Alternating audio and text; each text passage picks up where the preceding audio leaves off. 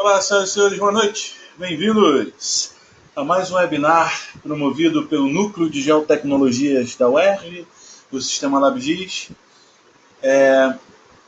Eu sou José Augusto Sapienza Ramos, trabalho com geotecnologias, vai parecer meio velho, mas desde o século passado, ano 2000, para ser mais preciso, e sou coordenador acadêmico do Sistema LabGIS há alguns anos. E falar desse tema hoje é sempre um prazer. Na verdade, há poucos temas que flertam tanto com a minha formação de origem. Minha formação em ciência da computação, graduação, mestrado em engenharia da computação. Então, eu sempre tive esse contato, né, com a área de programação e desenvolvimento. Eu sempre gostei. E trazer programação para geo, para dado geográfico, para processar dados geográficos, é sempre um grande prazer para mim. Eu já tive a oportunidade de participar de alguns desenvolvimentos de softwares com geotecnologias, com dados geográficos, né, para análise de dados espaciais, automatização. No próprio sistema LabGIS, nós temos softwares livres que desenvolvemos. O mais antigo é o HydroFlow, que eu coordeno de desenvolvimento dele. É um programa de análise de redes de drenagem de bacias hidrográficas. Então, bem, nós já fizemos ao longo do tempo alguns webinars sobre Python, assim, nos últimos 3 anos, mais ou menos. Se vocês forem no nosso canal no YouTube, do Sistema LabGIS no YouTube, vocês podem encontrar os vídeos anteriores. Eu sempre busco não me repetir. Tá? Às vezes o tópico abordado se sobrepõe um pouco, mas no mínimo nos exemplos, na pegada, né? Para quem já está nos acompanhando há algum tempo, nos prestigiando há algum tempo, não assista novamente a mesma apresentação, um pedaço repetido da apresentação. Então, se por um lado aqui é uma apresentação inédita, se vocês forem lá no nosso canal no YouTube, insisto, vocês vão encontrar apresentações anteriores de Python para ArcMap, para QGIS e Geomática também. Eu acho que tem os 3. Minha memória pode estar me traindo, posso estar esquecendo algum. Eu já fiz outras apresentações que não necessariamente eram webinars, mas enfim, lá vocês vão poder conferir. E aí eu quis fazer uma apresentação aqui mais mão na roda, assim, mais prática, né?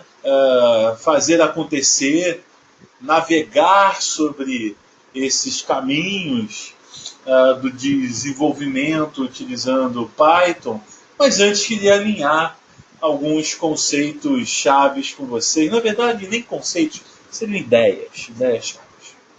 Primeiro por que programação? Eu acho que a gente precisa estar sensível, estar alinhado, pelo menos do que eu entendo ser a grande motivação das pessoas a aprenderem programação. Inclusive tem um webinar passado, eu me lembrei agora do título, que o título ele fazia uma indagação, né? Se a programação era para todo profissional de sistema de informação geográfica. Eu discorro isso lá um pouco assim sobre aplicações, questão de mercado de trabalho, essas coisas assim. Mas eu nem vou chegar a tanto. Eu vou dizer o que para mim é o motivo principal da importância da programação. Seja lá você querendo aprender, ou de fato aprenderá, ou até mesmo já sabe, já tem contato, ou você que eventualmente não venha a aprender. Eu entendo que a principal importância é a seguinte: quando Turing e seus contemporâneos eles projetaram, conceberam os primeiros computadores eletrônicos, havia uma motivação por trás. Uma máquina programável. Uma máquina que não tivesse a sua função pré-concebida, pré-determinada, antes de ser construída. Por exemplo, uma máquina de tear serve para tear. E ponto. Um trem serve para levar pessoas e cargas de um ponto a outro, sob trilhos. Antes de construir o trem já tem uma função pré-concebida. Né? Quando a gente cria uma chave de fenda, a chave de fenda, antes de ser criada, já tem sua função pré-concebida. É isso que se pensava. Poxa, é que é possível a gente pensar numa máquina que ela fosse programável depois de criada, é que a gente dissesse, eu quero agora que você faça isso. E ela fará. Depois você diz, não, agora eu quero que você faça isso outro. Então ela o fará. Uma máquina programável, comandável, sem uma função pré-determinada em sua concepção. Ou pelo menos que a sua função pré-determinada seja ser programável. Essa era a ideia da época. Vários matemáticos e outros cientistas, pesquisadores, até filósofos, teorizaram e buscaram a implementação dessa máquina programável. O Turing tem um trabalho, Alan Turing, que ficou um pouco mais conhecido aí na sociedade como um todo, depois daquele filme que fez bastante sucesso, O Jogo da Imitação, né? Mas Turing tem um trabalho fundamental, é uma pedra, o trabalho dele é uma pedra angular na computação eletrônica. Turing primeiro prova matematicamente que essa máquina programável existe, ou pelo menos que pode ser criada, e depois então ele parte para a criação. E aí, é claro, bem, se é uma máquina programável, como programá-la? Né? Se a máquina é programável, como programá-la? E Turing e outros depois que o sucederam começaram a conceber as primeiras linguagens de programação. A maneira que o homem, em suas linguagens, suas formas de comunicar, linguagem oral, linguagem corporal, linguagem escrita, linguagem musical, a linguagem cartográfica, várias linguagens. Como o homem poderia comunicar à máquina? Agora eu quero que você faça isso. Que essa é a intenção da programação. As primeiras linguagens de programação, elas eram bem difíceis, bem intrincadas. Você tinha que ter muito conhecimento técnico para poder desenvolver um mero programa simples. Ao longo do tempo, isso foi evoluindo, se sofisticando, foi melhorando, ou como se diz no meio da computação, as linguagens de programação foram subindo de nível, ficaram mais alto nível. Alto nível é a linguagem que o homem entende. Baixo nível é a linguagem que a máquina entende. A linguagem que a máquina entende pouco evoluiu de Turing para cá. Não evoluiu muito. Mas a linguagem de programação, ela subiu de nível. Quando você sobe de nível, isso quer dizer o seguinte: você escreve uma instrução de programação qualquer, aquela instrução ela vai ser convertida para a linguagem de máquina. O Python é muito utilizado hoje, não apenas nos sistemas de informação geográfica, mas em várias outras soluções, porque é uma linguagem de programação que se entende ser uma das mais alto níveis que temos hoje.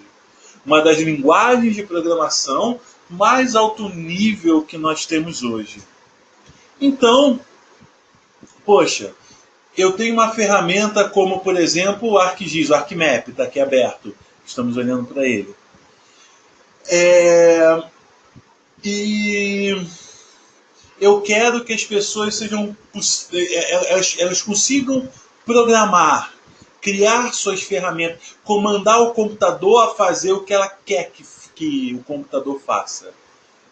Se eu não quiser que seja assim, se eu quiser que a maior quantidade de pessoas consiga criar esses programas, fazer programação, né, criar programas, eu devo utilizar uma linguagem alto nível, porque é uma linguagem mais próxima à linguagem do homem.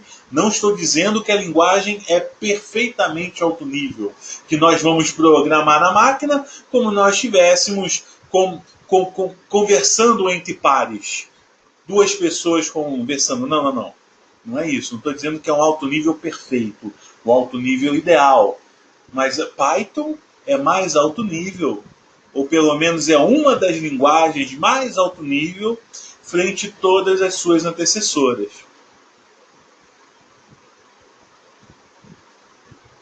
Então, por isso que ele é muito adotado. Nós vamos ver que não é assim tão alto nível, digamos.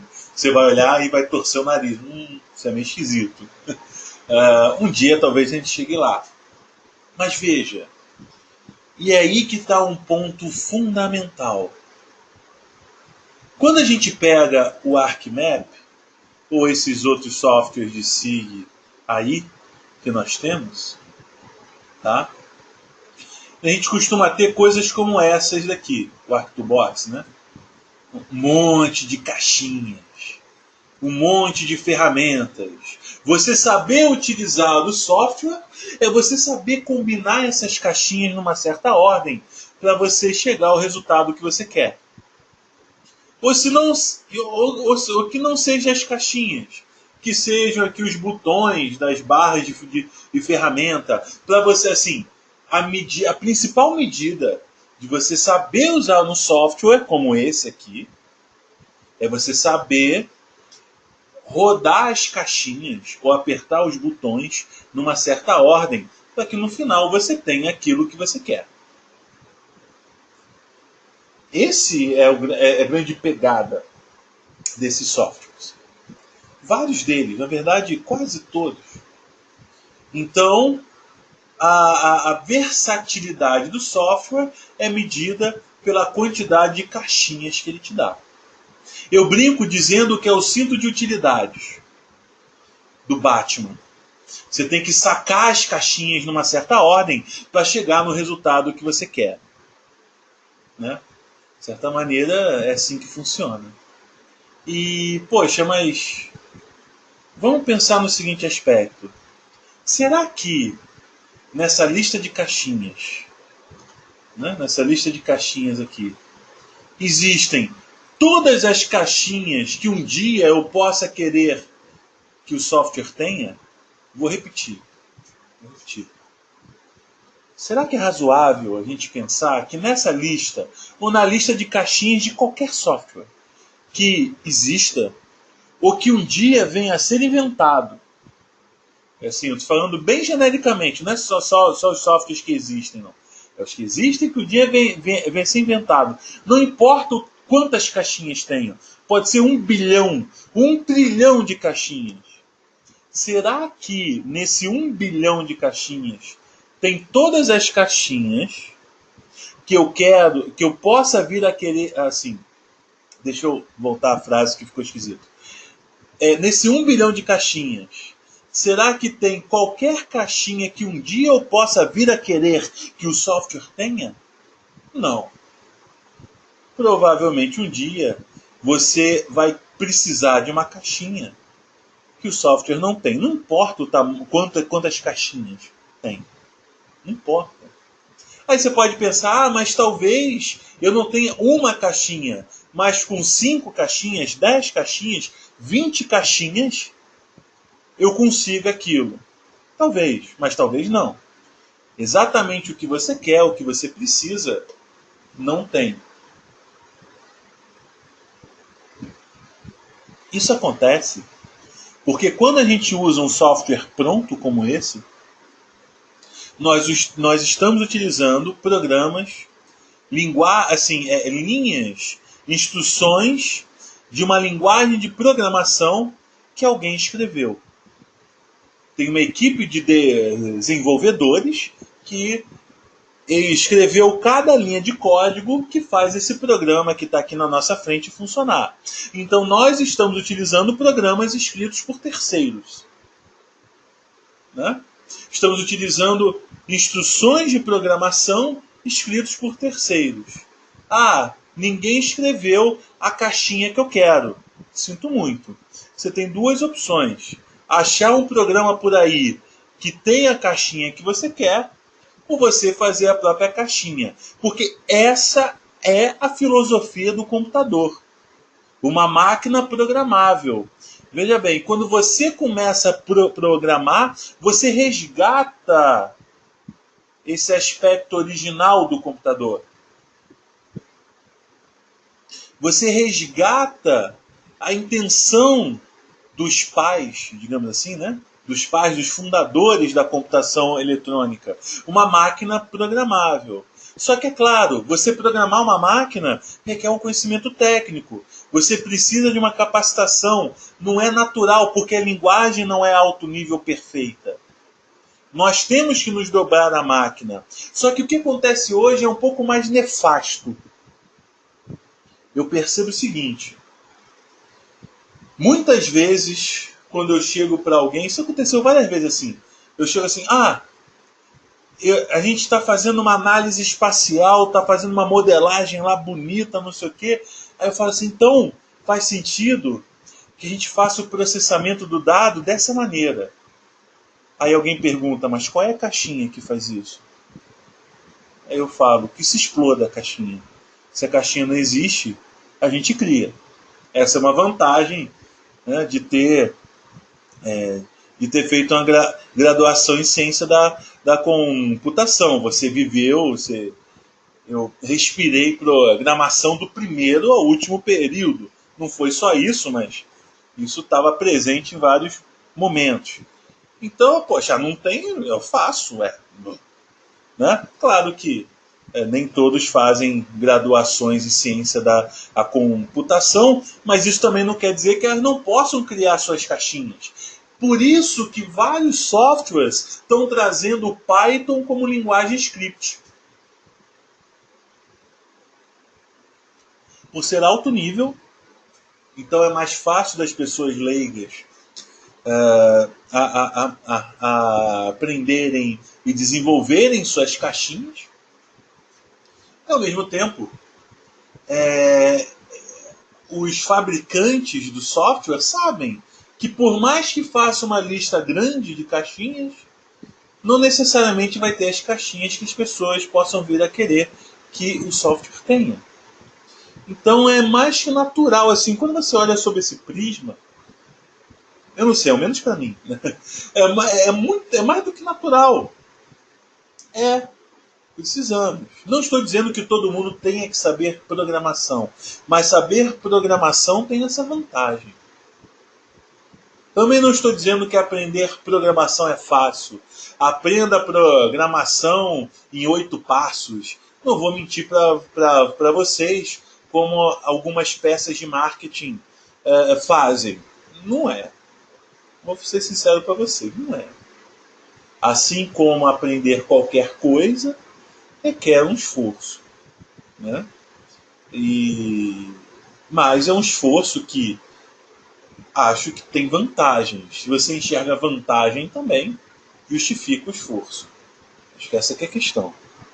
Então, eu estou justificando aqui por que o Python, por que programação e por que esses softwares trazem geralmente o Python como linguagem de programação.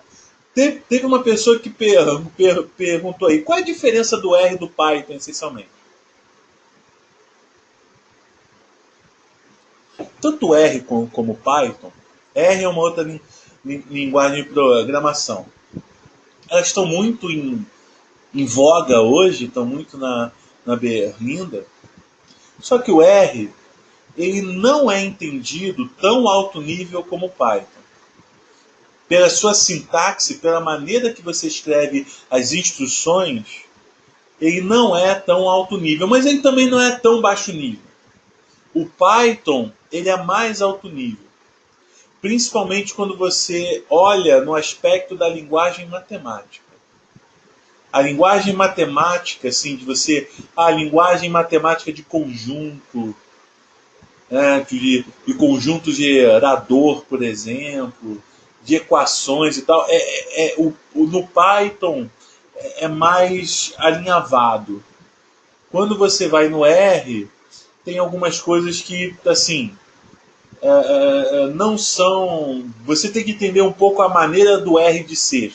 Isso já é um indício que não é tão alto nível. Insisto, não que o Python seja alto nível perfeito, ele também tem, assim, nós temos que nos dobrar ao Python, tá? Mas é entendido, é sacramentado pelo uso da comunidade que o Python é mais alto nível, tá? O que acontece é que o R ele se desenvolveu mais em um nicho. O nicho de você processar dados, principalmente a parte estatística, né? O R tem muitos recursos na parte estatística, muitas bibliotecas.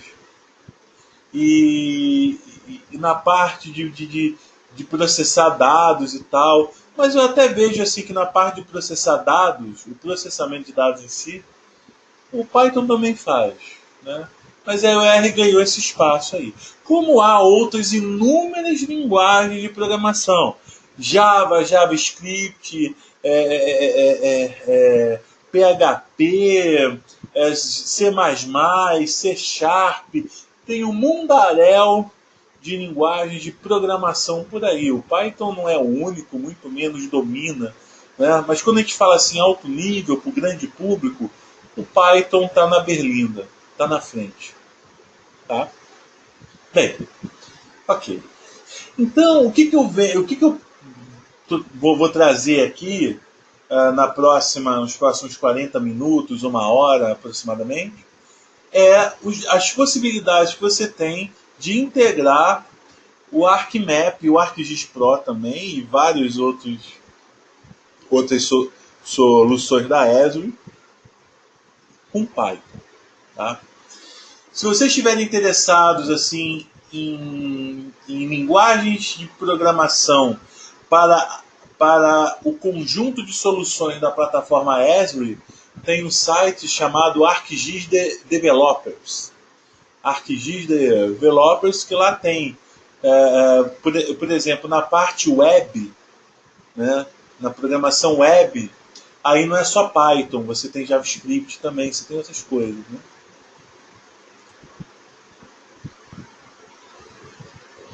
Então, eu vou mostrar um pouco, fazer esse apanhado. Não vou me preocupar em fazer uma extensa introdução ao Python, porque eu já fiz isso em outro vídeo, em outro webinar anterior, tá?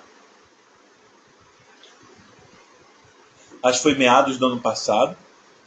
E aquela ideia, não quero me repetir. Então, eu vou fazer uma introdução assim muito rápida, e depois vou mostrar as potencialidades.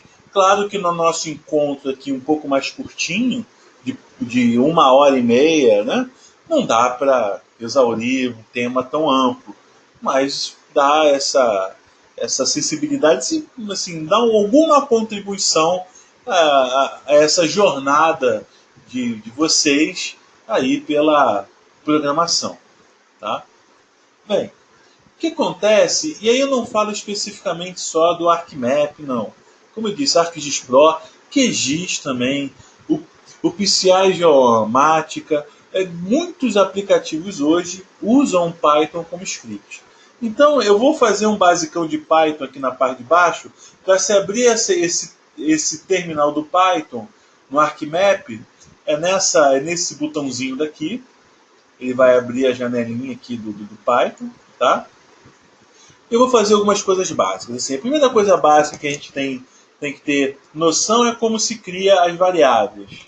Então, é normal. Eu vou ler dados do disco, vou receber dados pela rede, né? O usuário ele vai inserir dados, eu vou guardar esses dados em memória para poder utilizar algum ponto depois na minha programação.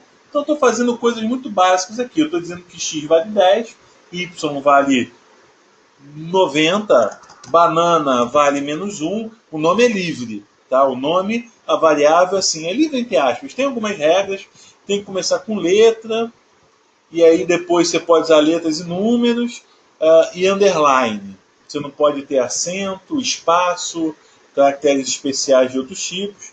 O único caractere especial que você pode ter é underline. Tá? Por exemplo, V1. V1 é igual a 9.9. Tá? Aí deixa. Então tem algumas regrinhas, mas uma vez que você guarda essas variáveis em memória, ele está criando um espaço em memória e está guardando o dado 10. Esse endereço de memória é associado à variável de nome x. Então eu peço assim, me dá x, me dá 10. Imprime aí, x mais y. Aí é nessa ideia, né? Você vai guardar informações na memória RAM, tá? Para que você possa reutilizar em algum momento depois do seu programa. Bem, não tenho só variáveis do tipo numérico. Essa variável aqui é do tipo inteiro e essa daqui é do tipo... Olha lá, qual é o tipo de 10 inteiro? Qual é o tipo de 9.34? É número real. Esse float, não sei se está todo mundo a par, mas esse termo aparece até dentro do SIG, né? Float, mas quem é que flutua? É o seguinte, esse float é um acrônimo de ponto flutuante. Ponto flutuante é uma técnica de você representar em bits o número real. No computador é tudo bit. Tudo bit. Né? Então, quando você guarda uma imagem, guarda um número, guarda um texto, aquilo de alguma forma é guardado em 0 e 1. Então, a estratégia de você representar um número real em binário, uma delas, tem algumas, tá? Mas uma delas que é mais utilizada é chamado de ponto flutuante. É por isso que o termo é float. Tá? O float acabou se convencionando. Float é flutuante, né? É uma referência a ponto flutuante. Bem, você também pode ter texto.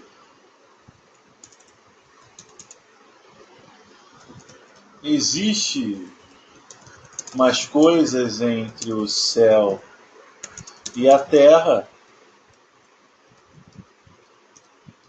que julga a nossa vã filosofia. Shakespeare, né?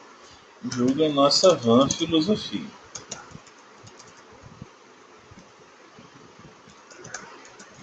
Aí eu pergunto assim, imprime aí S. Eu imprimo o texto, né?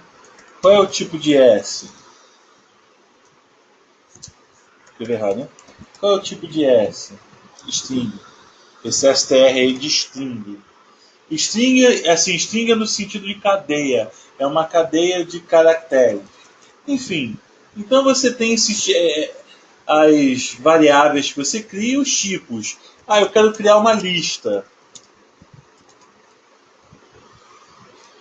Escrever um livro. Plantar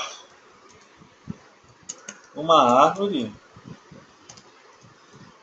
E 42, que é a resposta para o universo, para a vida e tudo mais, segundo a série de livros O Guia do Mochileiro das Galáxias, né? A resposta é 42, para quem conhece aí o livro. Só uma pequena homenagem. Então, só, quando eu boto entre colchete, eu estou dizendo que é uma lista. Eu separo os itens da lista por vírgula. Que é aqui, lista 2. 1, 2, 3, por exemplo. Qual é o tipo da lista 2? Ele fala lista. Aí tá bom. Tanto se eu fizer assim, imprime 1 mais 1, é 2. Imprime 1.0 mais 1.0, que é float mais float, né? 2. Imprime 1, entre aspas, é texto, né? entre aspas, é uma string. E isso não é o algarismo 1, isso é o caractere 1, 11. Imprima 3 dividido por 2. Imprima 3.0 dividido por 2.0. Imprima 1 vezes 5. Imprima 1 vezes 5. Só que é um string. Ele repete 1 5 vezes. Então tem duas coisas importantes assim que nós temos que estar alertas no Python. Primeiro, é que a forma de você criar as variáveis e guardar em memória é assim. Você dá um nome e diz qual é o valor associado. Pronto. O Python cuida de criar aquele espaço em memória e guardar aquele valor que você quer. E os valores têm tipo, isso é muito importante. Né? E dependendo da operação que você faz, 1 mais 1 é diferente de 1 mais 1. 1 mais 1 inteiro é diferente de 1 mais 1 string. Inteiro vezes inteiro é diferente de string vezes inteiro. E tem mais, se eu fizer, por exemplo, 1 mais 1, ele dá um erro. Ele diz, não sei somar string com inteiro. Então a gente tem que tomar um cuidado com o tipo da variável. O tipo da variável que nós estamos utilizando. Tá? Isso é só uma introduçãozinha muito rápida, que, como eu disse, não é o nosso foco aqui, mas só para a gente começar a ter o mínimo de sensibilidade a algumas questões fundamentais. Recomendo assistir aí os vídeos anteriores, tem aí uns 3 ou 4 já lá no nosso canal no YouTube. Alguns deles eu discorro com mais atenção em cima desses fundamentos do Python. Não, como eu disse antes, não vai ser a minha pegada aqui. Tá? Senão a gente não tem tempo de ver as outras coisas que eu resolvi priorizar. Bem, então, e aí o que acontece é que a gente tem uma forma, deixa eu tirar esse dado aqui, não é o dado que eu quero utilizar agora. Nós temos algumas formas de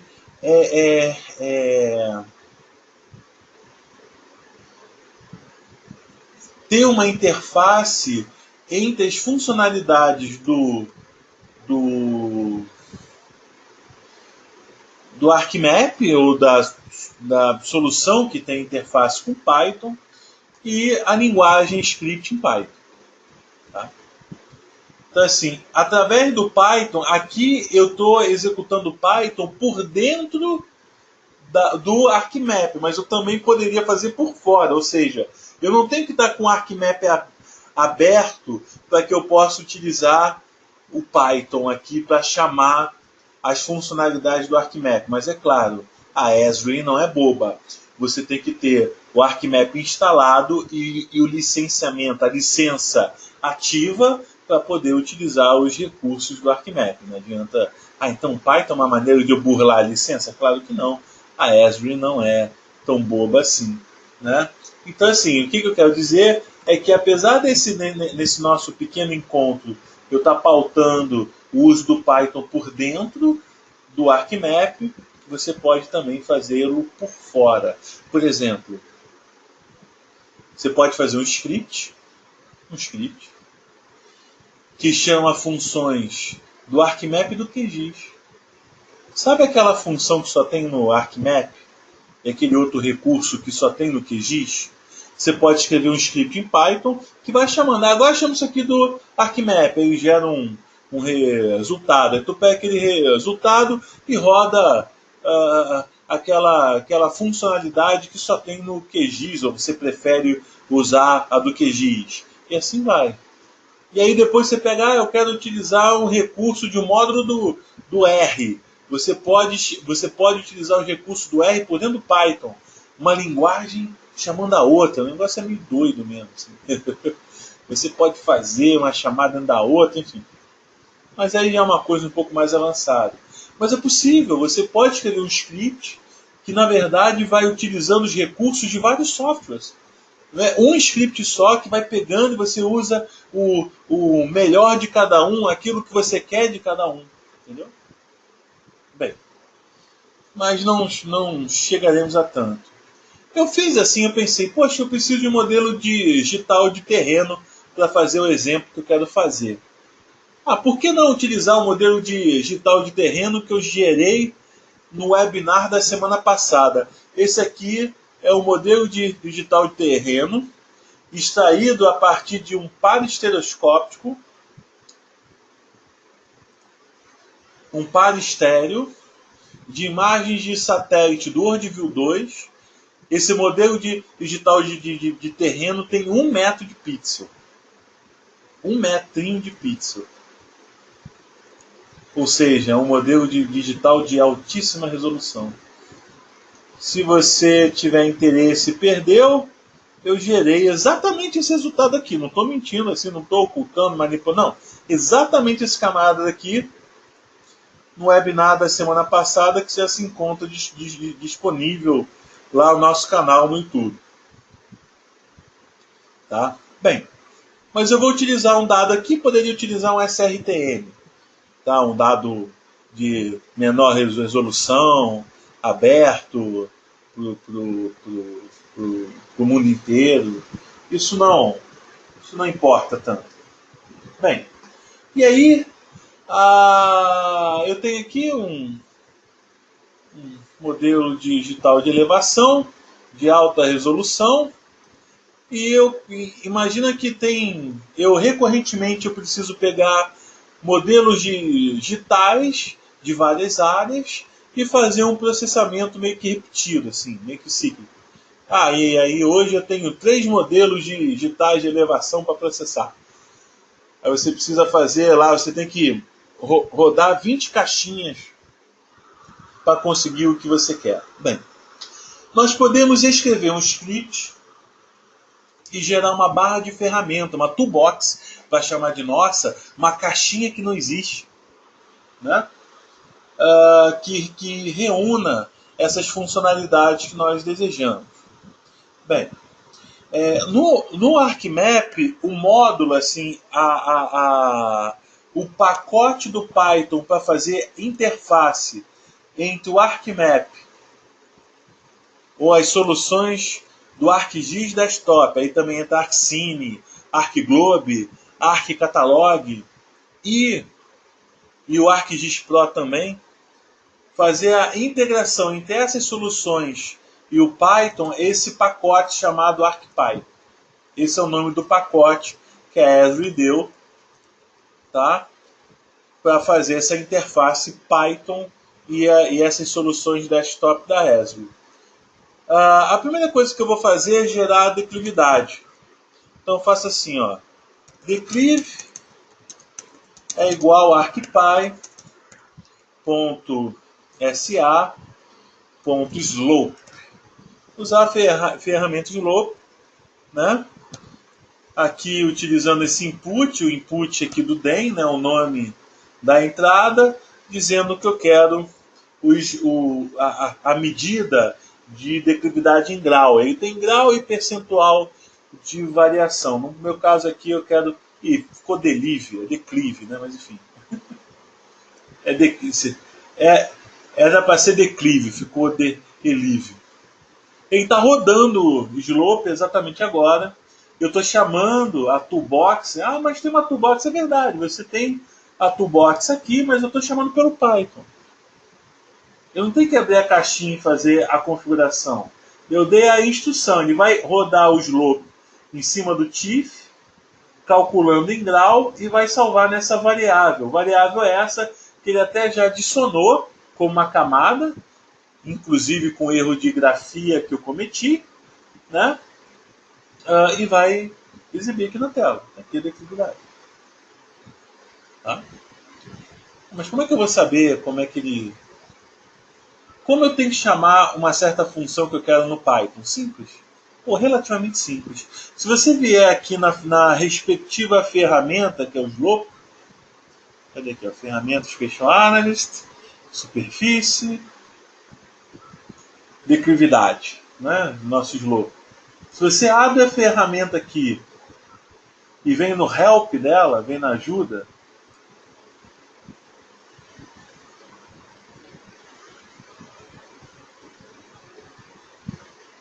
carregando. Você vem na ajuda aqui.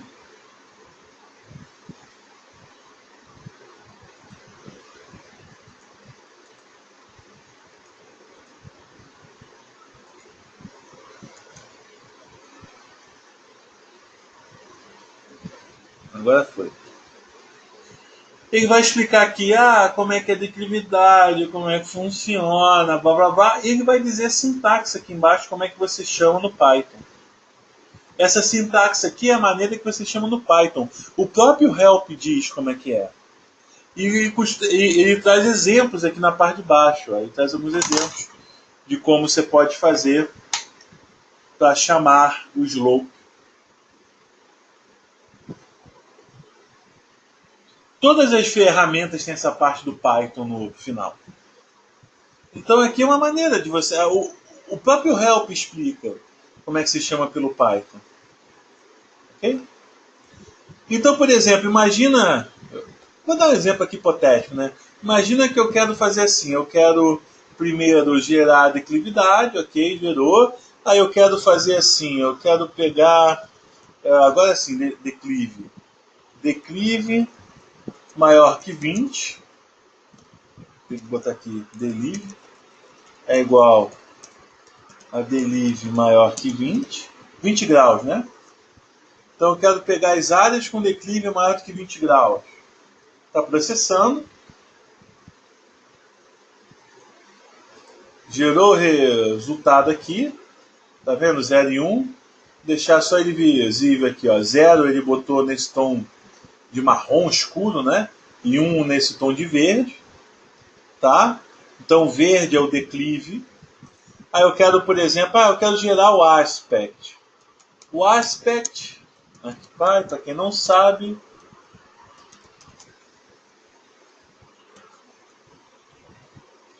o aspect, para quem não sabe, ele vai dar a vertente da superfície. A vertente da superfície. Estou rodando aqui o aspect, espera aí processar. Esse raster tem mais de 1 GB, tá? É uma imagem, é uma elevação de 1 metro, dado é pesadinho. Isso até que ele demora um pouquinho para processar. Fez, tá vendo? E aí ele dá a vertente, ele está desenhando ainda, olha lá. Desenhou. Está dando a vertente, tá vendo? O valor do pixel é esse ângulo, aonde é o grau geográfico, tá? Ou seja, o 0 grau é para o norte. Aí imagina que eu queira aqui, eu quero a vertente sudeste. Aí eu pego aqui a vertente sudeste. Ou melhor, vou pegar... Imagina que eu quero a vertente. Eu quero uma vertente de 0 a 50 graus. Vamos lá, vou pegar aqui o aspect. Menor do que 50. De 0 a 50 graus. Ele gera um raster de 0 e 1.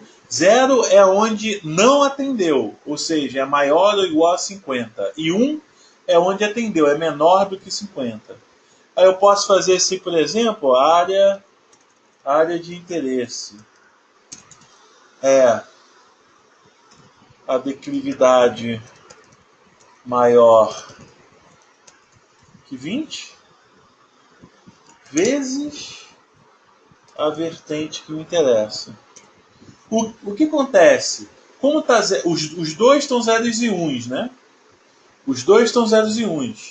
Ou eu vou ter 0 vezes 0, que dá 0, ou eu vou ter 1 vezes 0, ou 0 vezes 1, que vai dar 0 também, ou eu vou ter 1 vezes 1, que vai dar 1. Ou seja, a resposta só vai dar 1, que ele botou nesse tom de lilás, né, de roxo. Ele só vai dar 1 quando a vertente era 1 e quando a declividade era 1. Ou seja, a declividade é maior do que 20 e a vertente entre 0 e 50 graus. Aí agora eu posso converter para polígono. É um exemplo só, tá? Eu estou dando. Como é que é a conversão para polígono no Python? Tentando lembrar de cabeça. Raster. To polígono. Converte. Ele vai perguntar qual é o raster, área de interesse. Ele vai perguntar qual é o output. Eu vou ter que dar o caminho todo aqui, tá? Curso gel barra webinar Python 2019 barra área de interesse.shp. Vamos ver se eu escrevi alguma coisa errada. Escrevi erro 999. Esse erro 999 é ótimo. Já sei o que é. O Python tem uma questãozinha com contrabarra. No Windows, que a separação de pastas é com contrabarra, o Python tem outro efeito, assim, o contrabarra a verdade é um caractere especial. Eu já mostro já. Renato, essas camadas estão sendo guardadas no Workspace Default, que é um geodatabase que fica dentro da pasta de usuário, default.gdb. Ele guarda lá. Se eu quiser salvar em um lugar em específico esses camaradas de antes aqui, tá? Eu vou ter que fazer aqui declive maior do que 20.save. Aí eu digo o caminho e ele salva, tá? Muito que bem.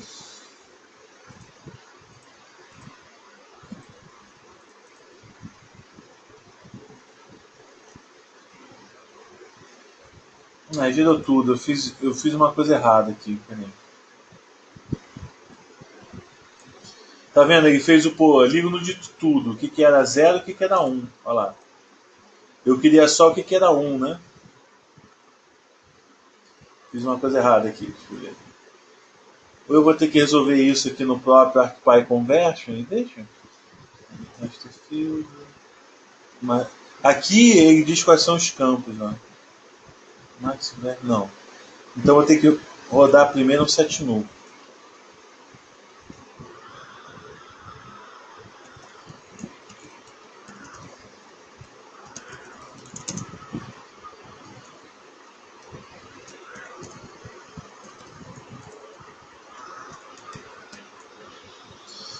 Set null, área de interesse.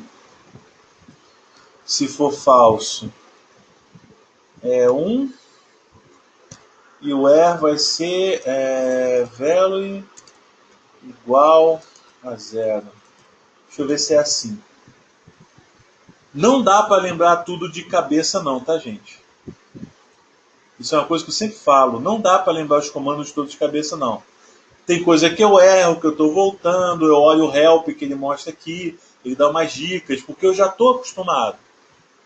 Mas se não, você pode ir lá no help do ArcMap, set null. E aí vai ter, assim como eu mostrei no Slope, no set null também vai ter o help da ferramenta. Vamos ver se ele fez certo. Fez, tá vendo lá? Agora ele deixou todo mundo que estava 0 como nulo e só ficou como pretinho aqui o que antes estava roxo, que era 1, né? Tá vendo? O que era roxo é que ficou preto. E o que era marrom ficou nulo. Ele tirou. Agora sim. Aqui o... Vou botar o ajustado.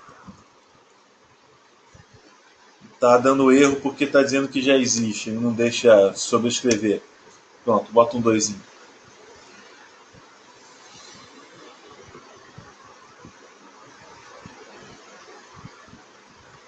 Eu tenho que habilitar aqui, substituir o conjunto, o dataset existente, senão ele não deixa eu sobrescrever. Mas tudo bem, dou outro nome, não seja por isso. Então, olha só, eu estou executando caixinhas de ferramentas pelo Python, né? No fundo é isso que eu estou fazendo. Eu estou pegando as caixinhas, ao invés de fazer vários passos de uma vez só, vários passos pela interface gráfica, eu estou fazendo pelo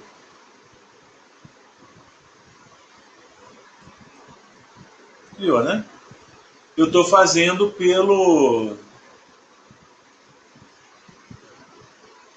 Python, tá? É um exemplo só. É um fluxo de comandos que eu estou fazendo pelo Python. Nada mais do que isso. Poderia ser vários outros exemplos. E aí, no final, eu tenho esse resultado aqui. Aí você pensa, poxa, mas eu preciso fazer isso várias vezes. Eu recebo vários modelos de digitais de elevação e eu preciso saber essas áreas aqui que estão na vertente de 0 a 50 graus, né? E com a declividade maior do que 20 graus, porque isso é utilizado lá em algum tipo de estudo de meio ambiente, que depende do vento ou da insolação. Coisas que a vertente passa a ser uma variável importante, por exemplo, né? E aí a declividade também é importante para algum aspecto ambiental, seja lá o que for. Então, enfim, você pode fazer dessa maneira. Tá. Só que eu vou fazer mais do que isso. Eu não vou ficar executando o comando pelo terminal do Python. Que, enfim, isso para um usuário leigo não é interessante, né? Ele tem que saber Python. É muito mais interessante se eu pudesse criar uma caixinha que já rodasse todo esse código que eu fui executando em pedaços, linha a linha, rodasse de uma vez só, né? É isso que eu vou fazer. Primeiro eu vou abrir aqui um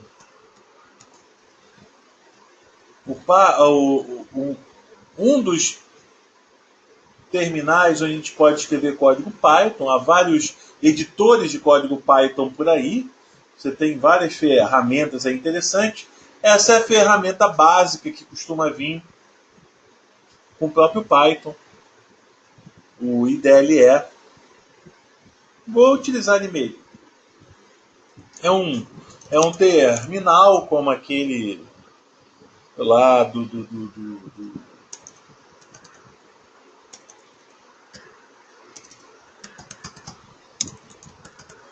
como aquele lá que eu estava utilizando agora há pouco no Arquimedes. Mas vou aqui criar um. Vou até aproveitar e já vou copiar os códigos aqui, porque não? Né? Vou botar para cá. Cadê aqui? Vem aqui. Vou copiando aqui. Pá. Pá.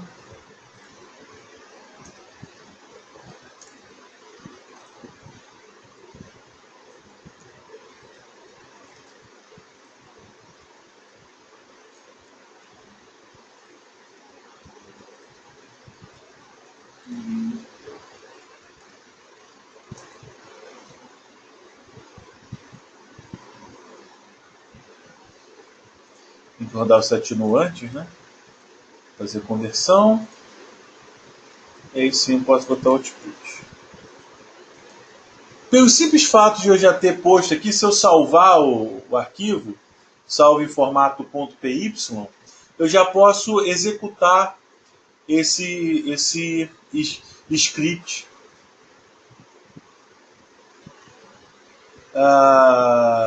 Claro que ele vai executar dessa forma engessada que está aqui. Por exemplo, tanto o input como o output eles estão já pré-configurados, né? Eu não tenho DEM, eu tenho DEM 2, eu tenho MDT, eu tenho outro arquivo. Como é que eu boto ele aqui? Aí eu vou ter que chegar e editar? Não, tem uma forma mais esperta de fazer isso. Vou botar aqui DEM é igual a arcpy.getParameters 0. Não, get parameters é stst. Test. Como é que sabe isso de cor? Você vai decorando ao longo do tempo, né? Mas isso tudo está no help. Eu não vou esmiuçar todos os detalhes aqui, senão não consigo fazer uma exibição um pouco mais extensa. Mas se você for olhar no help, para que serve isso aqui, acho que vocês não terão grande dificuldade em entender. Mas a ideia é assim: eu vou ter uma toolbox. E aí o usuário ele vai dar o input e dar o output. O input eu vou guardar nessa variável que ele deu, e aí é ele que vai dar um nome, é o usuário que vai dar um nome quando rodar a toolbox.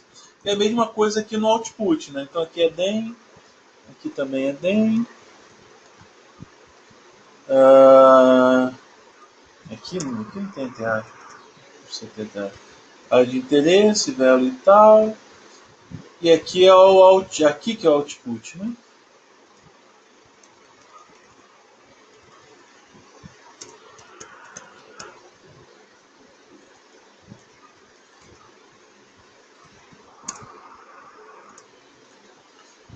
É isso?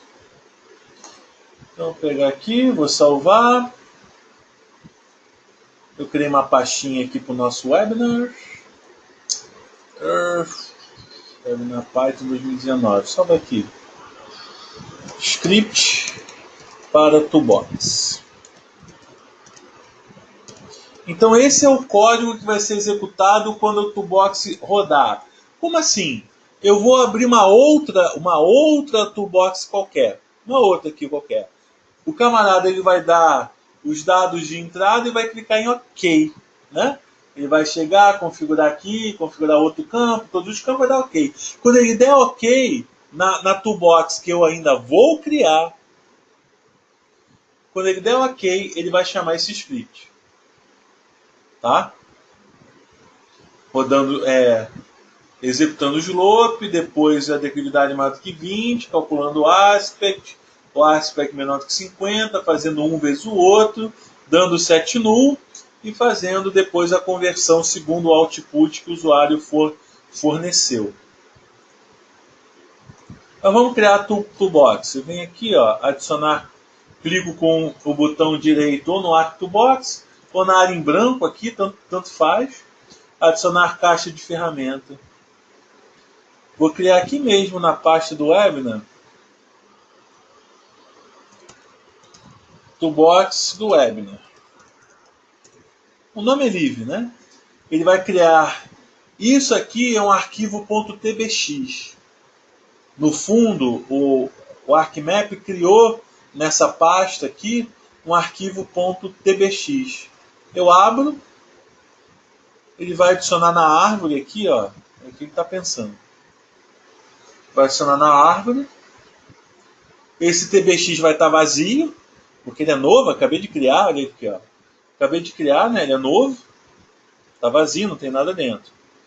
Mas eu vou pedir para adicionar um script.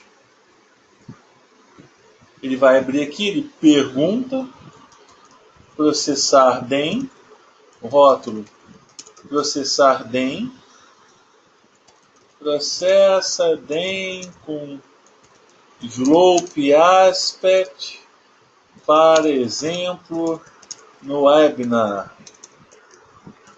O nome é livre, né? Legal, posso avançar, ele pergunta cadê o PY, que ele vai ser executado quando der OK, lá na toolbox, né? Então, cadê o PY que é executado? Aquele PY que eu salvei.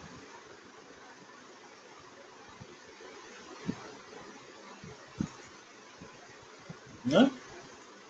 Avança, ele pergunta assim, tá, então quais são os atributos, quais são os campos que a toolbox vai ter? Ah, vou botar aqui, tem de entrada, ele é o tipo raster dataset, o conjunto de dados raster, como é que ele chama aqui? Camada, conjunto de dados raster,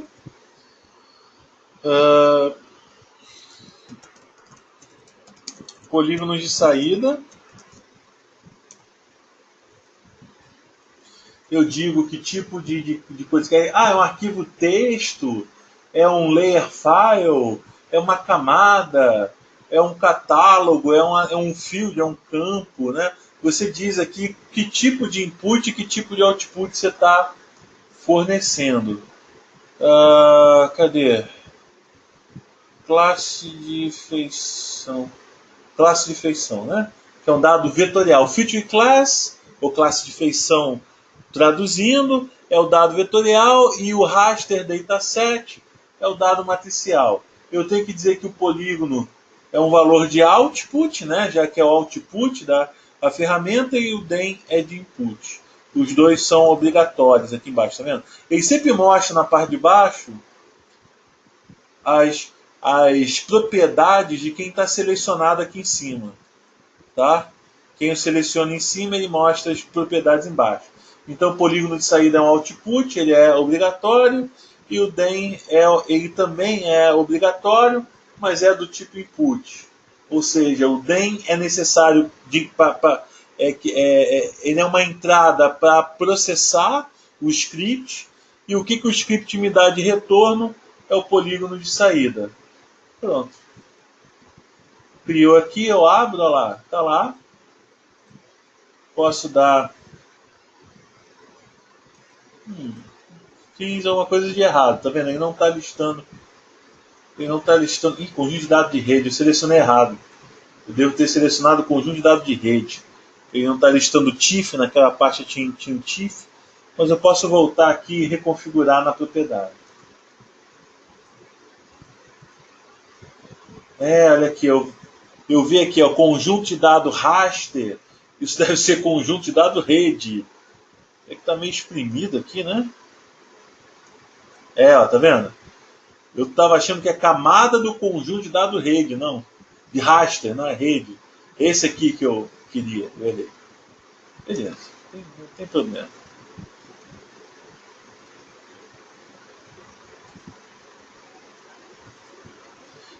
Selecionei catálogo. Nossa, hein? A tradução me deixa zonzo, sabia? Sendo bem franco. A tradução me deixa zonzo.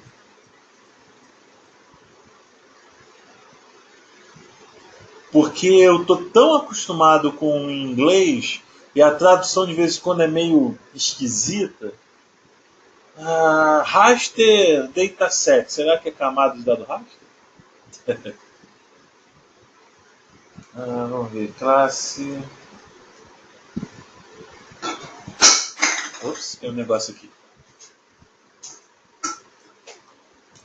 Cadê? Conjunto? Não, isso aqui é outra coisa. Não, tá certo. Raster dataset. Vamos ver se esse é o raster dataset. Esse é o raster dataset. Tá vendo? Eu tava me confundi com a tradução e com ele truncando o campo ali. Agora sim, fiz certo. Então aqui, DEM, output eu escolho. Isso aqui é outra coisa. Cadê? Vamos lá na pasta, né? Cadê o curso gel? Webinar. Bota aqui, output. Output do script. E o que vai acontecer quando eu clicar em OK? Esse primeiro campo vai ser fornecido, deixa eu abrir aqui, ó. O primeiro campo, esse C, curso gel, blá blá blá, vai ser esse camarada daqui, ó. Vai ser meu DEM. O que é? Quando eu pego, pegar parâmetro como texto 0 é o primeiro parâmetro. Tá, esse é primeiro porque é 0. Aí isso é uma coisa computacionesca. É que quando você tem uma coleção, é comum que a coleção comece com índice 0. Tá? Comece com índice 0. Isso é coisa do Python, não é só do Python não, isso é uma coisa computacionesca. Então, o 0 é o primeiro parâmetro, o 1 é o segundo parâmetro. Então, quando eu pego o índice n, o enésimo item, né? Desculpa, o enésimo índice é o item n mais 1. Se eu pego o índice 5, é o sexto elemento. Tá? Mas bem, então o 0 é o primeiro e o 1 é o segundo, né? Que é o DEM, é o arquivo de entrada, e o output que ele vai gerar, ele vai usar para salvar aqui. Vamos ver se eu não escrevi nada errado, porque o Python ele chia com qualquer detalhezinho. Escrevi. Linha 1, get parameters é parameter. Escrevi errado aqui, ó. Não é S. Botei no plural, não é. Eu venho aqui, edito, salvo. Posso rodar outra vez que ele já vai utilizar a versão mais nova do script. Agora rodou. Espero ele acabar o processamento. Então ele chamou o script e está fazendo. Processamento. Vários passos em um só. Claro que esse exemplo é um exemplo simples, ali um conjunto de 5, 6 passos. Daria para se fazer via em interface gráfica, né? Mas, enfim, poderia ter coisas mais complicadas. E mais, com recursos mais avançados do Python, você pode criar funcionalidades que não existem. Eu já fiz isso. Já vi várias pessoas fazendo isso. Funcionalidades que não é... Aqui nós estamos combinando caixinhas, é verdade, estamos combinando caixinhas. De certa forma, a gente consegue fazer também pela interface gráfica, é muito verdade. Ah, vai dar mais trabalho, não sei o quê, mas eu faço e pronto. Tá bom, tudo bem. Mas com um pouco mais, assim, um pouco mais de recurso do Python, um conhecimento um pouco mais avançado, você consegue criar funcionalidades que não existem. Tá? Nesse exemplo curto aqui. Né? Alguma pergunta até agora, senhores? Eu vou mostrar mais um exemplo curto. E aí a gente abre para as perguntas e encerra, que a gente já está se aproximando aí de 9h30, né? E aí, assim, enquanto ele roda,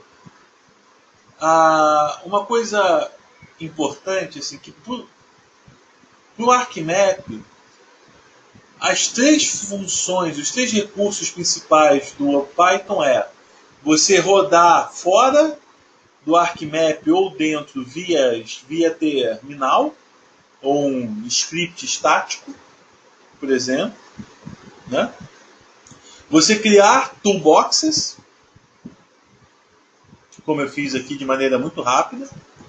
E a próxima coisa que eu vou mostrar, que é criar barras de ferramentas, que aí é mais complicadinho. Ele fez, olha lá. Teve um caso, alguns anos atrás, que é assim, tinha um processamento que a gente precisava fazer. Se eu rodasse se eu rodasse dessa forma aqui, chamando sequencialmente várias toolboxes, eu fiz o cálculo. Eu deixei o script rodando por 3 dias. E eu vi, poxa, eu tinha que executar uma coisa enorme assim, 2 milhões de registros. Aí, poxa, em 2 dias ele tinha rodado, sei lá, eu não lembro o número exatamente não, mas muito pouco. Aí eu fiz a conta, bem, se ele rodou esse pouquinho em 2 dias, quanto tempo ele vai demorar para rodar os 2 milhões e tanto? Aí eu fiz uma conta, fiz e refiz, porque eu não acreditei quando eu vi. 144 anos. Não estou zoando. 144 anos. Um script, que era grande o script, tá? Não era pequenininho que nem esse não. Para rodar com todos os registros que eu queria. Se seguisse na mesma toada de 2 dias, 144 anos. E aí então eu fiz um script, uma funcionalidade nova, do zero, usando Python, o script usando o ArcPy. E eu consegui processar depois. Demorei uns 4 dias fazendo. Aí faz, testa, dá erro, volta, ajusta, não sei o quê.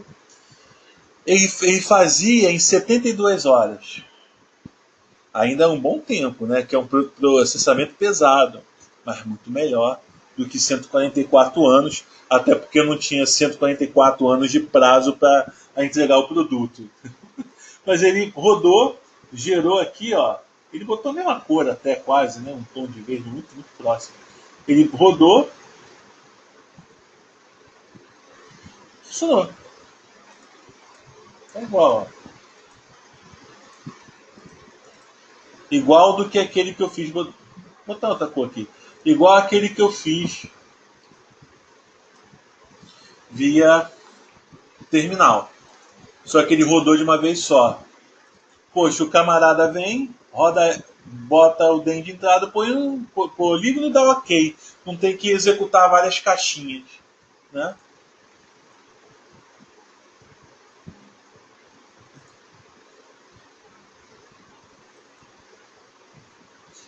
O Tomás ele perguntou assim: se é possível utilizar planilhas, vetores e rasters no mesmo script. Com certeza, Tomás.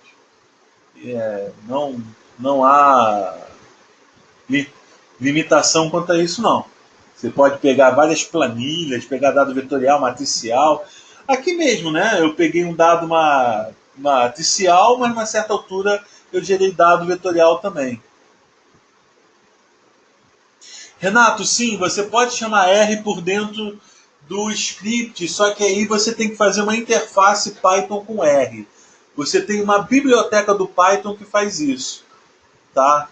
Não é assim, você não pode simplesmente dar algumas instruções em Python e outras no R junto, assim. Você tem que fazer, tem um certo cuidado aí no meio. Júlia, você está se referindo a essa parte daqui, ó, quando eu fui, mandei adicionar a caixa de ferramenta, depois eu criei uma caixa nova aqui, ele cria ali, né? E eu adicionei depois. Era isso não? Aí depois que eu adiciono, eu venho aqui nela adicionada e mando adicionar o script e faço a configuração. Tá? Pessoal, eu vou dar mais um exemplo aqui. Desde o ArcMap, desde o ArcGIS Desktop 10.1, existe um recurso chamado Add-in Wizard. Esse Add-in Wizard você adiciona, você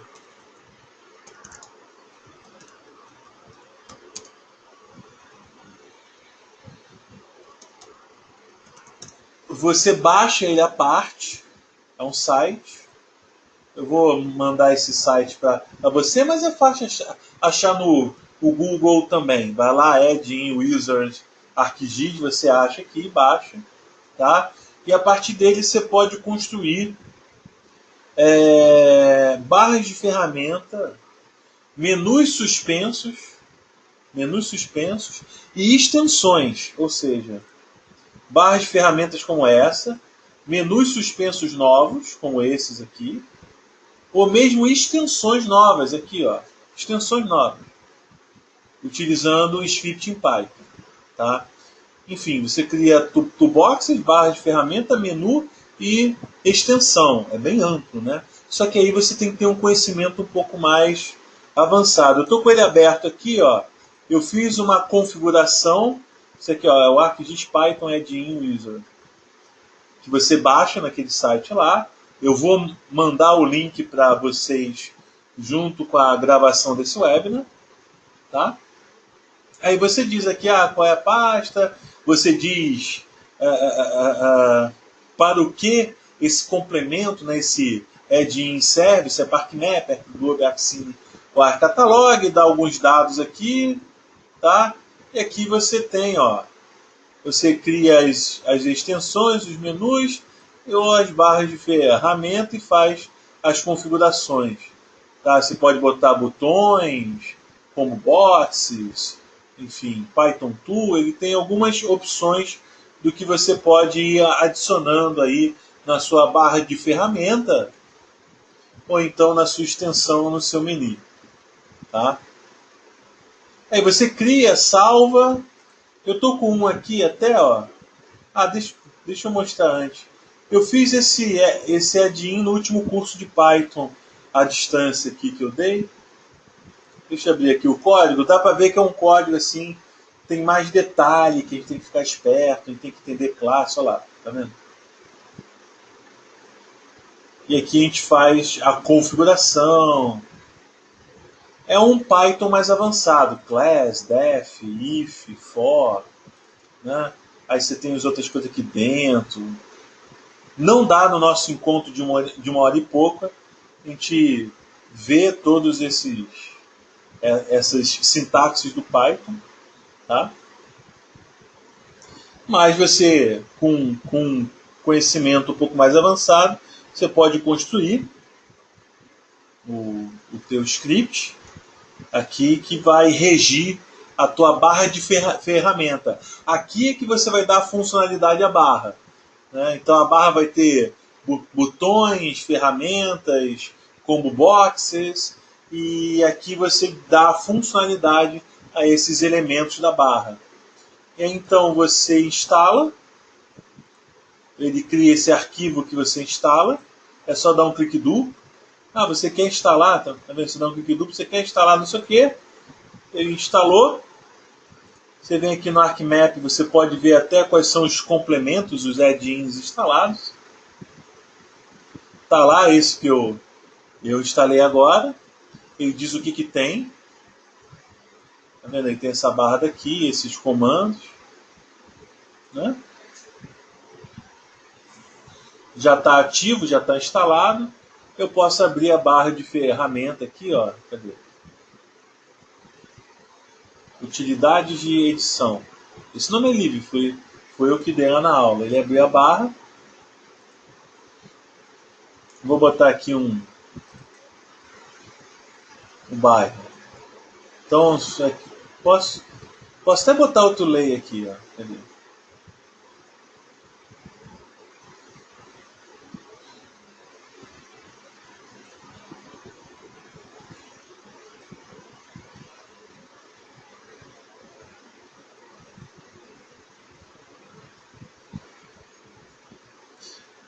Daniel Dias, sim, no fundo, o que o ih, acho que o MarkMap travou e capotou. Sim, o que deixa eu fechar, abrir outra vez aqui. No fundo, o que o código que rege a funcionalidade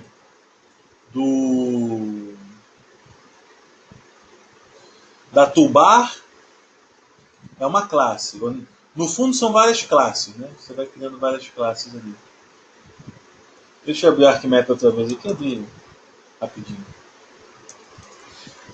Travou, para variar.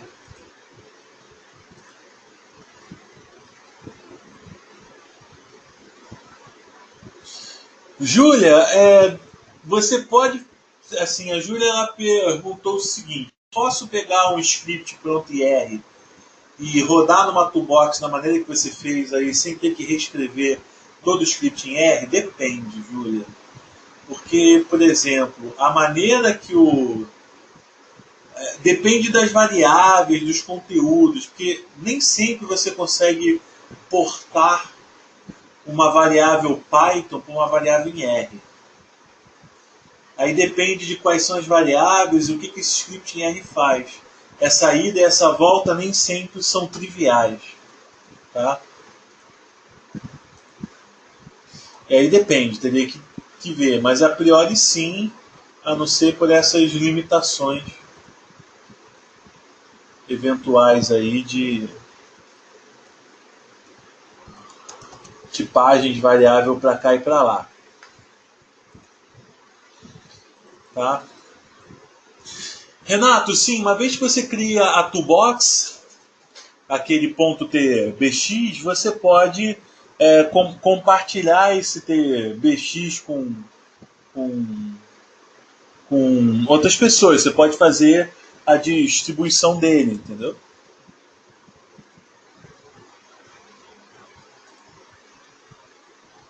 Pessoal, assim, aproveitando enquanto o ArcMap acaba de abrir, e aproveitando o gancho da pergunta da Celina. Sim, Celina, nós temos um curso aqui à distância de programação em Python com ArcGIS Desktop. A gente tem um curso começando meados de abril. Eu vou mandar o link para vocês junto com o material desse webinar, tá? A turma ela está confirmada até já tem quórum, a turma está bem cheia até. É um assunto que tem chamado público aí nos últimos anos. E a gente vê o básico do Python, a gente sai do básico. Tá? Não sei nada de Python, ok, a gente sai do básico do Python, começa a escrever scripts, como eu fiz no iniciozinho lá no ArcMap, ver exemplos de criação de toolbox, claro, com muito mais profundidade do que a gente viu aqui, muito mais calma, muito mais exemplo. E no final a gente também vê a criação de add-ins, principalmente barras de ferramenta. A gente cria barras de ferramenta usando Python, a gente vê alguns exemplos. É um curso de 30 horas, muito mais do que 1h30 do nosso encontro hoje.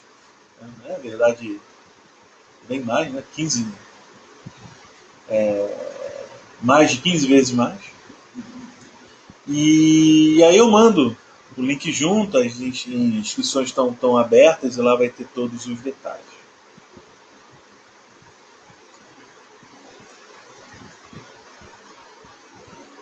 Pronto, abriu aqui o ArcMap.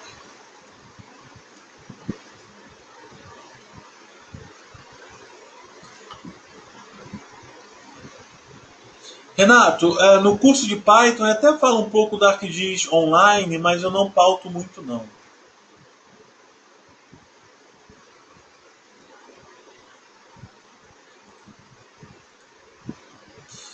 O curso, Daniel, sim, o curso EAD de Python é pautado em programação orientada a objetos. Deixa eu adicionar as camadas aqui primeiro, para mostrar funcionando.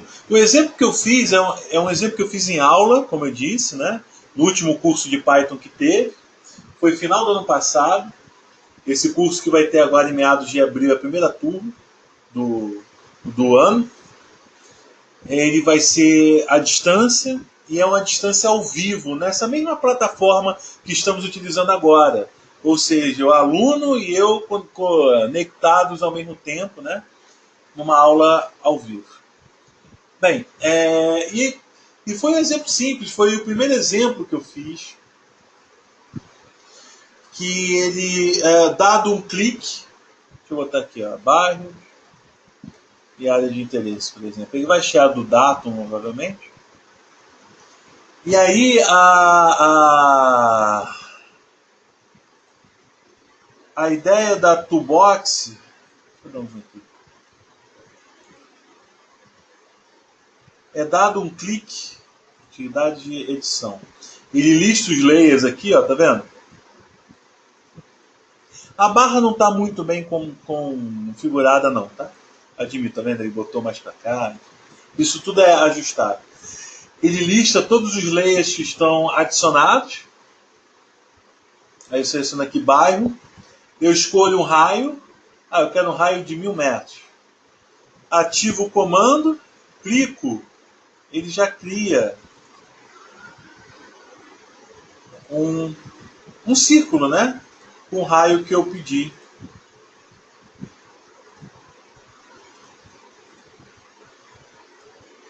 Esse é um exemplo só.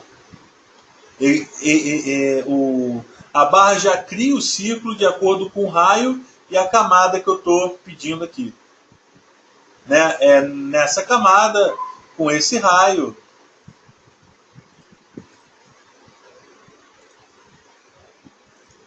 ele já cria e salva. Ele não entra naquele esquema de modo, de edição, ele faz por outro caminho que a gente chama de cursor. Tá? Um exemplozinho simples, mas acho que é bem emblemático. Você pode criar barras com quantos botões você quiser, com quantas listas você quiser. Tem 2 listas e uma tool aqui. Né?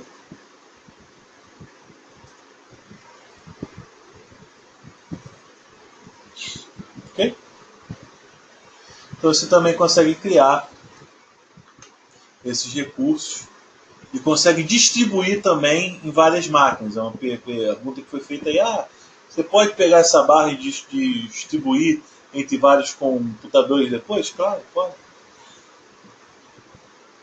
Dentro da sua empresa, por exemplo, do seu órgão público, tem uma rotina que é feita por várias pessoas recorrentemente, você pode criar uma barra que lhe sirva.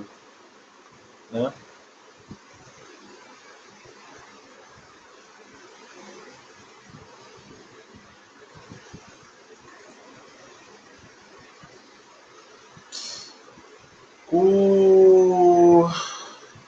A gente teve uma pergunta aqui que foi assim: que pacote eu posso utilizar para desenvolver novas ferramentas com maior facilidade? PyScripter, VisualNet, aí depois também tem Anaconda, Spider. Olha, hoje você tem vários editores de script em Python, ou de linguagem Python. Você vai escrever um programa em Python, hoje tem um leque enorme de ferramentas que fazem isso. Eu usei a mais simples. Eu usei a que vem com o próprio Python, ou pelo menos que costuma vir, não é sempre que vem, mas costuma vir a maioria dos instaladores do Python, já traz esse editor básico.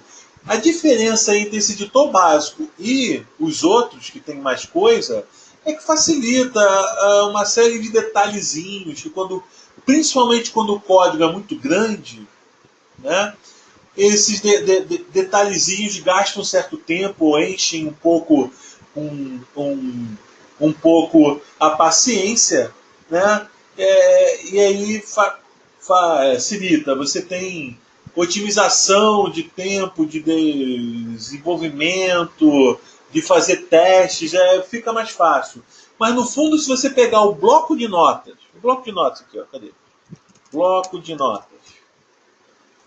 Você escrever um código em Python aqui, x é igual a 0, print x, e você salvar em .py, isso basta. E isso aqui já basta. Então, no fundo, o que importa é o que está escrito. Né? As ferramentas para dar apoio, é isso, é apoio. É para facilitar a codificação, facilitar principalmente códigos muito extensos, né? Programas que são feitos de vários arquivos PY. Tá?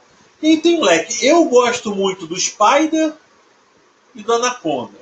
A suíte do Anaconda e do Spider. Eu gosto muito desses dois. Mas eu também uso muito e DLE. Eu uso. Porque, ok. Para muitos códigos isso aqui basta. Não preciso botar uma ferramenta específica, entendeu?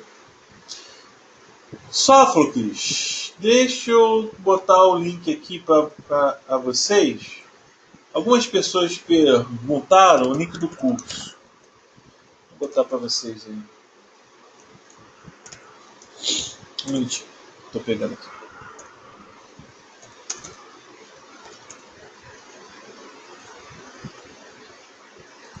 Estou compartilhando aqui no bate-papo. Depois vocês podem acessar, mas insisto, vou mandar esse link também junto com o material do curso. Tem uma turma agora em meados de abril. Vocês podem ver a lista de turmas aqui, ó. Meados de abril. Nesse modelo à distância ao vivo. Tá? Bem, senhores, nosso tempo já está um pouco avançado. Acho que eu respondi todas as perguntas. Qualquer dúvida eu fico à disposição. Vou botar o meu e-mail também aqui no chat. Qualquer coisa que eu puder ajudá-los aí, qualquer dúvida, alguma necessidade, eu vou passar junto com o e-mail da gravação desse nosso encontro aqui, os vídeos de outras gravações, o material de aula do curso de Python que eu tenho. É um curso de Python mesmo, é só Python, é Python puro. Não é Python para geotecnologias. Eu tenho material, também passo, enfim, eu tenho uma coleção de materiais que eu vou passar junto aí, para que vocês possam saciar um pouco a vontade de aprendizado, a sede de conhecimento aí por programação em Python. Espero que vocês tenham sucesso nessa estrada de aprendizado, e caso vocês venham a integrar a nossa próxima turma ou uma turma subsequente, será um grande prazer. Estou à disposição no que eu puder ajudar. Tá? Obrigado aí pela atenção de todos. A gente se encontra aí na próxima vez.